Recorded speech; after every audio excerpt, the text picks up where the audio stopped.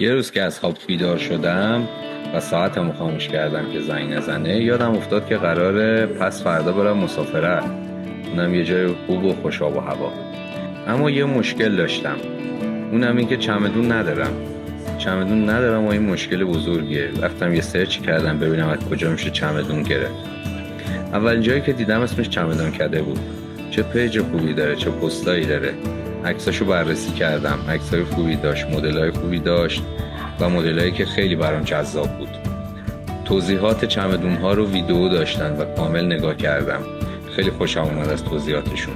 توی بایو پیجشون دیدم سایت هم دارن. رفتم تو گوگل سرچ کردم چمدانکده و وارد سایتشون شدم.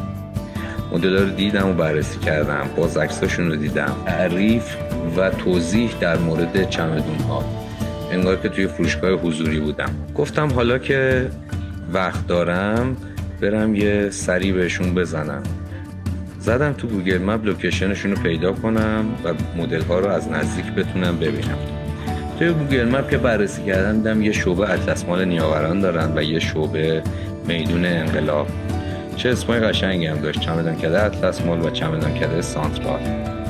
از اونجایی که اطلس مال به هم نزدیکتر بود ماشین رو روشن کردم و رفتم.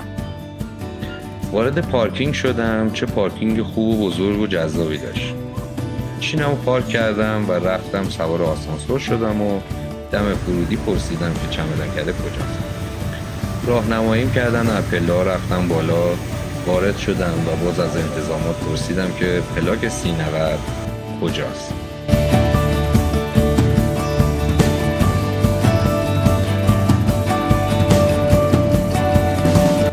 راهنماییم کردن، رفتم جلو و وارد چمدانکده اطلس مال شدم. دنیایی از چمدون روبروی من بود با انواع و اقسام قیمت‌ها و استقبال گرمی که از من شد. مدل‌های چمدون رو نگاه کردم و جالب بود که یک کیوسکی داشتن که اونجا وصل به سایت بود و میتونستی اونجا همه مدل‌هایی که توی سایت، توی انبار و فروشگاه دیگه‌شون هست رو ببینم.